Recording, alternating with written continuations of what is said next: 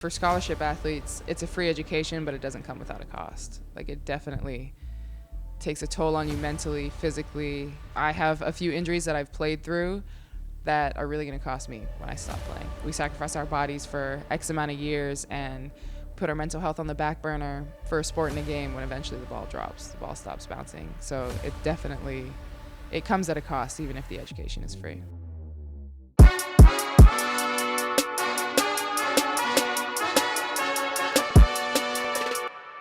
Welcome to the Winners Club podcast. I'm your host, Bryce Wilson, and today I'm here with D1 basketball player Bella Cravens.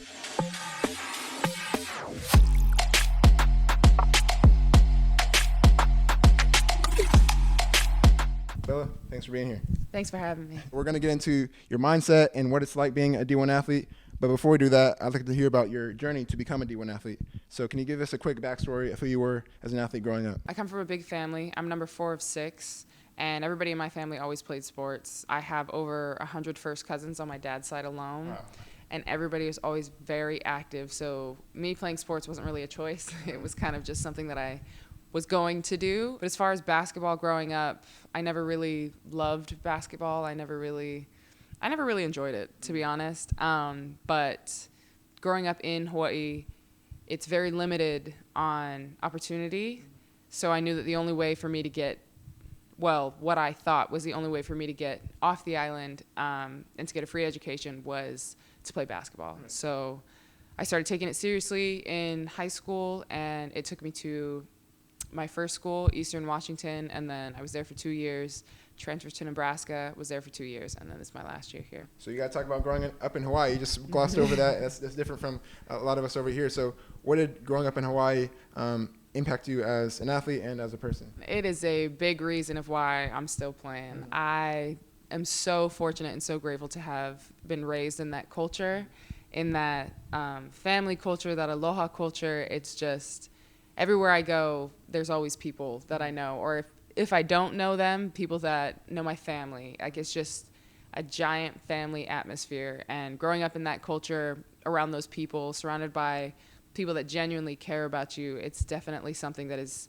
kept me going throughout my basketball career. Can you speak about that aloha culture? How does that influence how you act as an athlete? It's very welcoming. Mm-hmm. It's very family oriented, very centered around everybody just genuinely cares about everybody's well-being. And I think that's one of the things that's helped me the most in college is finding people that have not only also been brought up that way, but people who have adopted that culture as well. I tend to cling to them, and it just helps me in my everyday life. We'll talk about high school. You're the runner-up at the state tournament 3 times, which that's a great accomplishment. But I know as a competitive athlete, you probably want to win the whole thing. So was that frustrating getting there 3 times and being runner-up 3 times? It definitely was. Wow, I haven't had anybody ask me about that in years. Digging up old wounds. It definitely was frustrating. But I had a friend, he played in Hawaii as well. And I think they were runner-up, state championship runner-ups as well. And after he graduated, he went to college. I forget where he played, but he told me high school championships only matter in high school. Yeah. And at the time, I really didn't want to hear it. I was just very frustrated. Yeah. But thinking back on it now, they really only did matter in high school. Yeah. It was frustrating, though, because we lost to the same team. Yeah, the same team 3 years in a row. Yes. Oh, man. Did that fuel you as an athlete in college to maybe work harder or just not feel that feeling again, or do you think you just kind of brushed that under the rug after that? So my high school team, we won a lot of games. We didn't lose very many games outside of the championship game. But it helped me to know what a winning culture was like, and what it felt like to win and what I needed to do to win. And falling short those 3 years in a row was it was just like, it's an open wound. Like, it was just a dagger to the heart, and it definitely motivated me going into college. And you went to Eastern Washington University. So what made you make that decision to travel thousands of miles to go to that school? And then was that difficult to make that decision to go that far? It wasn't a very difficult decision because I wanted to get off the island. And it's funny because since I've been in college, I just want to get back. But I wanted to get off the island. I wanted to be somewhere new, be around new people, experience different things. I actually committed to Eastern when I was 16, I think. They were my first or second offer. And I took my official visit, and I thought, this is good enough for me. Like, I'll get my school paid for. I get to play. Like, it's perfectly fine for me. But I didn't really include anybody else in my decision. I kind of just told my parents one day that I had decided, and I'd completely left them out. You decided before even telling them? Yes, Wow. because Okay. at 16, I thought I knew everything in the world. Yeah. But yeah, that's kind of how that came about. Wow. How would you do that differently now? Would you wait it out and see what other offers came in? If I could do it differently, I probably would have waited it out a little bit. But I'm a big believer in things happen exactly when and exactly how they're supposed to. So there's not really anything I would change. But I think if I were 16 again, I would probably wait it out. Right. How would the first 2 years there go, in your own words? They were really tough. They were very, very tough. My first year there, that's the first time I'd ever really been away from home. And it was really hard for me to adjust because, like I stated earlier, I come from a really big family, and everything I did, like, my family was with me. And it was difficult. The first year especially, I remember, I can't tell you how many times I called my parents just crying. Like, I just didn't want to go back. Like, I didn't want to finish school. My parents had kind of just said, you need to wait it out. You need to wait it out. So then I was going to, and then my second year there just got harder. Mentally, especially, it was playing sports, going to school full time, being in the cold, being away from my family. Like, it was just taking its toll on me. And I called my mom and I told her that when I come home for Christmas, I'm just not going to go back. The situation that I was in there, it just wasn't healthy for me. Mentally, physically, it was very, my teammates and I experienced a lot of mental abuse and emotional abuse. So my mom pretty much told me that I needed to, with the stats that I had, as a freshman, she was like, if you really want to get out of there, then you need to do everything that in your power that you can so that somebody else will pick you up. So pretty much just worked the whole season to get the numbers 2 leave. You played well on the court. But yeah, what did you learn about your mental health off the court? Practices that you kind of learned to do? Did leaning on your family really help? What are the things that kind of helped you get through that time? So I didn't really start to learn about what's good for my mental health and how to take care of it until I got to Nebraska. I have a general anxiety disorder and a panic disorder. And I've had a general anxiety disorder my whole life, but in the Samoan culture, so I'm Samoan, mental health isn't really spoken about. It's kind of taboo, and the culture's kind of adopted the whole mindset of tough it out, like just it's all in your head type of thing. So growing up, we didn't really speak about mental health. I remember going to see a psychiatrist sometime when I was younger and getting diagnosed, but that was pretty much the end of it. And then when I was at Eastern Washington, I was re-diagnosed and I was placed on medication. And I was placed in counseling, but it wasn't really my choice. I had this one coach at Eastern, Nakia. She pretty much forced me into counseling, and I remember being so mad at her. And she was like, because I trusted her with everything, and she was just like, you might hate me for this today, but I really hope that you'll thank me for it eventually, or that you'll be grateful for it eventually.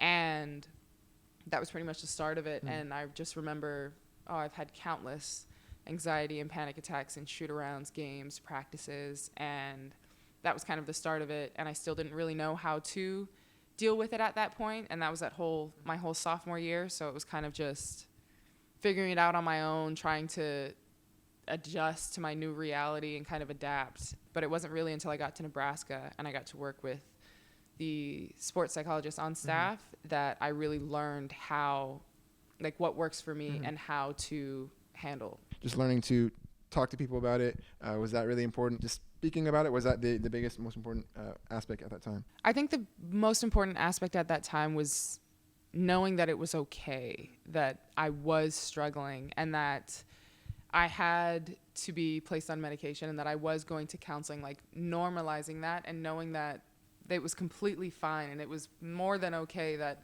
I was struggling with my mental health. I think that was the biggest aspect, was coming to terms that, like, it's fine. It is okay to struggle. It is okay to take care of your mental health and to put that first. But the counseling definitely helped. It definitely is still a tool that I utilize today. And so you were able to put up good numbers at EWU and then were able to make it to Nebraska. But Nebraska's pretty much the complete opposite of Hawaii. Yes. the cold and just probably just the culture and everything. So how was that transition? Nothing in the world could have prepared me for a Nebraska winter. Yeah, but it was a smoother transition than when I first got to school, because I'd kind of known what to expect. The demand was higher physically for basketball. It's higher level, Power 5, Big Ten. But the coaching staff and the entire staff there were very understanding of my situation, my anxiety and my panic disorder, and they were more than willing to help. They were very accommodating, very understanding, and they genuinely cared about me and my well-being, and it made the transition so much smoother. What role did the team play in that time, and how did they help you? So I was very open with them in, like, at the jump. I was very open with them, just kind of informing them on what I was dealing with at that time, and kind of at that point what I knew helped me and what didn't. And everybody was just very receptive, and they were also super understanding, because they're also athletes. They're also student athletes they're also people who deal with mental health issues or just struggle with their mental health from time to time. So they were very receptive, very understanding, and beyond supportive. What was the kind of the worst panic or attack that you kind of went through? I don't even know. I've had so many. Were they more at EWU? Was it more at Nebraska? Like, did they slowly get better? They slowly got better. Okay. At Eastern, I probably had a panic or anxiety attack almost every game, but my coach played a lot into that, and it was also very new for me, so I didn't really know how to handle it. I think almost every athlete has had like a really tough coach that's probably not been good for their growth and development. So how would you help those athletes going through that situation now? For me, I would say it was setting boundaries early on. I'm very open about my mental health journey, just kind of about my anxiety and the panic disorder. I'm very open about it, and I'll speak freely about it, but I wasn't always like that. And I wish that early on I had set boundaries right away and kind of said, like, this is what helps me, this is what doesn't help me, or like if I'm in a sticky situation or a certain situation that I know will not be good for me, I remove myself from it immediately. But I think setting boundaries is the biggest thing, and kind of, but in order to do that, I think you have to kind of figure out what works for you and what doesn't. Yeah, then you performed well in Nebraska, I'm guessing because of how, like, off the court things were going well, and then you made a decision to come to TCU. So what made you make that decision to come over here? The big decision maker when I went from Eastern to Nebraska was how willing and open the coaches were to work with me about my mental health. Obviously, it's a really good school. It had like Power 5 level, like all the perks of a Power 5, but I wasn't really interested in any of that. And I had a few other Power 5 offers, but what set Nebraska apart was its team culture and what the staff stood for, and kind of how welcoming and understanding they were. But not only, like, is it something that they said, it's something that they backed up. That's kind of what made me choose Nebraska. And then in transferring again, the deciding factor on TCU was pretty much the same thing. It was, I had just come from a team and a school where the culture was top tier, and that they were very understanding and accommodating to me and my needs, and very receptive, like when I would try to speak about it, and I wasn't willing to let that go. So in my transfer for my third school, that was the deciding factor with TCU. Yeah, you're a pro at transferring, moving schools now. So is that transition still difficult at all? I mean, it's always going to be somewhat difficult, but yeah, how was that transition overall? It was a little bit difficult just because it's a new place. I'd never been to Texas before. I just come from somewhere where the winters were about like -20, and then I got to Texas in the summer and it was like 110 degrees. I've grown up here and I still haven't got used to Texas summers. Nothing could have prepared me for that.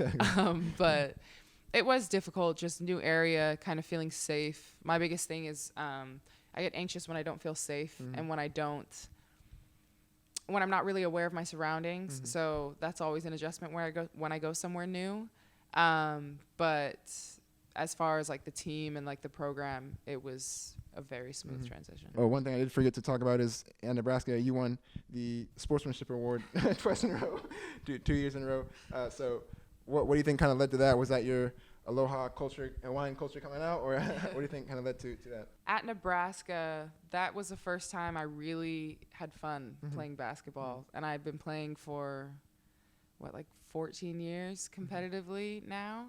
And it wasn't really until I played at Nebraska with that group, with those two groups, that I really learned to have fun. And I kind of learned that maybe I could really love this game, because I didn't have that growing up, and I didn't really, basketball was kind of just, it was an opportunity. It was a ticket. It was never something that I did because I enjoyed it. And at Nebraska, I was having a lot of fun with that group. And I'm very competitive, but at the same time, that aloha culture comes into play. I'll help people up. I'll grab the ball for the refs. Like, I don't know. It's just how I was raised. Like, if I'm genuinely having fun and I'm happy, like, I don't mind doing that kind of stuff. What kind of helps you have fun during games? Is it smiling, joking around? How are you on the bench with teammates? Like, what kind of helps you have fun during the games? I'm not a very serious person, so I like to have fun in any and all opportunities. And especially, like, if we're winning, it's a lot more fun. But even if we're not doing well, like, it's celebrating the little victories that I really look forward to, like celebrating every point, like every stop, every steal, stuff like that. Like, it makes it so much more enjoyable because I'm not a very serious person. I'm not very good in serious situations. So I kind of just look to have fun, or look how to make every situation fun if I can. And then we could talk about you playing the George Washington University game. So we won't talk about what happened during that game, but I would like to talk about just your mental takeaways from that situation. So what are kind of the lessons that you learned in the aftermath? So I've been playing, this is my 5th year, 3 different schools, 3 different conferences. And I think this is the first time I've ever been in a fight on the basketball game in college. But I was acting out of emotion. And I did face the consequences for it. Some of them I'm still kind of facing today, but just learning to keep my composure even in moments like that, because everybody's watching us all the time, especially with social media and today's day and age. So the biggest takeaway I took was just like learning to keep my composure for my sake, for the team's sake, just for the overall image of everything also, because that's not something that TCU is about. That's not something that we want to be about. We don't want to really be affiliated with that at all. And it was just a slight lapse in judgment, acting purely out of emotion in that moment. And then the video went viral and your social medias went viral. So how did that social media affect you? It was a lot. It was very overwhelming, I'd say. I think I gained over like 6,000 followers. And at first it was like, I remember when I woke up in the morning, I had like 20 new followers and I was like, oh, wow. And then I went to class and I was doing practice and I'm not really on my phone. And every time I'm looking, it just keeps growing. And there's just all these different articles. And I have people from like, that I haven't spoken to since like middle school reaching out. And then it reached the island, it reached all my old schools, like it reached everywhere. And it was really overwhelming. Some of the articles had just gotten so far away from basketball. The way that everybody reacted was as if they'd never seen a fight in a game before. But the messages, like everything, I just stopped reading after. I think I read the first few and then it just blew up everywhere. And I just stopped reading it because it was just so overwhelming. But now it's kind of, I don't know, has it calmed down? Then do you check your social media a lot now, or do you kind of just try to stay off of it? I don't really have my notifications on for any of my social media. I did for a couple before, but now I just keep them all off. It's died down, I'd say, but I just felt almost immediately after, I just felt like if everybody wasn't watching me before, they're definitely watching me now. Like I just felt like there were all these eyes on me and I was just under a microscope, and it was just kind of difficult to deal with because I didn't really have to think about it before. So now it's just, I think my social media use has definitely gone down since. Has that affected your performance in games and going forward, where you feel like you have more eyes on you? Have like opponents trash talk and brought that up and trash talk to you? I definitely feel like I have more eyes on me in games. There was an instance in the last game, not today's game, but the game before, where I was coming down off a rebound and there was a girl on the floor and my foot had gotten caught in hers, or she was like holding my ankles, and I kind of just turned around and everybody on the bench stood up and they were like, no, but I was just like looking because I didn't want to step on her. And then I ran back and my coach was like, proud of you, don't do it. And I just, so I definitely feel like everybody's watching now, but yeah, it kind of makes me a little bit more cautious. Okay. How'd that affect your mental health? It definitely did. Almost immediately after, just kind of thinking that not only am I going to be pinned as that, but people might want to look to aggravate me in the future just because they've seen how I react. And it's definitely just like made me very cautious going into games, just keeping my composure, keeping my cool, and being aware that like that is something that could happen. And if it does happen, kind of reminding myself of how I want to go about it. I know these situations are difficult, but it sounds like you've gotten stronger from it. So like, yeah, what did you learn overall, and how do you stay composed going forward? The biggest takeaway is just keeping my composure, because even though it's a competition, there's high levels, high emotions. That's no excuse for my behavior or for what happened. And I take full accountability for what did happen. But the biggest takeaway is understanding that the importance of keeping my composure, and again, that it doesn't just affect me, that it affects so many more people. Well, thanks for sharing that. That was definitely very impactful advice. But now let's change gears and talk about your mindset as an athlete. Do you have any mental health practices you do to take care of your mental health? And yeah, how do you deal with the highs and lows of your sport? One of the biggest things I found that work for me is I like to keep a routine. And it's kind of difficult like during breaks like this, or like when we travel and things like that, but I like to keep a routine. Regardless if it's an off day or not, I like to wake up at the same time, get some reading in. I do some scripture study. I'm very big on my relationship with God and working to strengthen that. I like to talk to my family, things like that. But the biggest thing is probably routine. What role does your faith play in being an athlete, and yeah, of course, as a person too? At my very lowest, even when I would put it on the back burner because I would just say that I was too busy or just kind of make up all these different excuses, I've found that I always have that to fall back on, and it's always there. And it gives me a greater purpose. It gives me something to work towards and to strive to be, and it really just helps me protect my peace. You said you meet with your sports psychologist.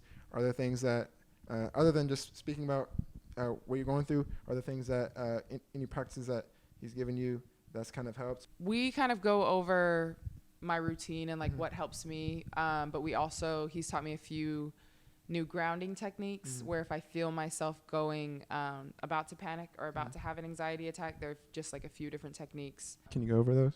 Yeah. In practice, sometimes they'll give me a bucket of ice because sometimes I start to feel like I'm about to panic or I'm about to have an anxiety attack and I need something to ground me immediately. This is kind of an extreme one, but I'll kind of just go stick my hand in the cooler or like stick my hand just to kind of shock my body, and it forces all my senses to focus on that.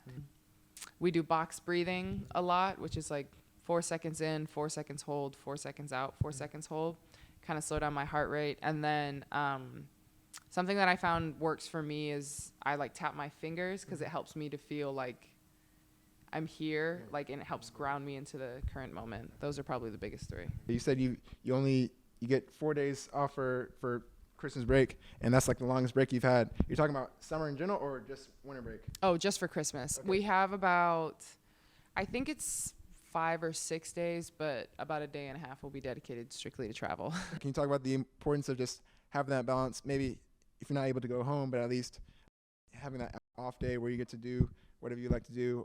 Yeah, just having that time to reset. Oh, it's so important. It's so important, and it plays such a big role just in my overall health, like more than mental, physical, like being able to lay down. Or like we normally wake up early in the morning anyway. Our bodies are just used to it. But sometimes when we wake up, my roommate and I, it'd be like 7 in the morning on an off day on like a Saturday where there's no school or anything, and we'll go just grab some coffee, sit on the balcony, or we'll just start reading, like we'll just start cleaning, like doing the things that like we don't really have time for during the week or during days that we don't have off. But the days that we do, it's a mental and physical reset. It truly is just like a rest day that helps us prepare for the days to come, but also recover from the days that just came. Now I'm going to get into the final 5 questions. These are the final 5 questions I like to ask all the athletes. So the first one is, what's the misconception about being a D1 athlete?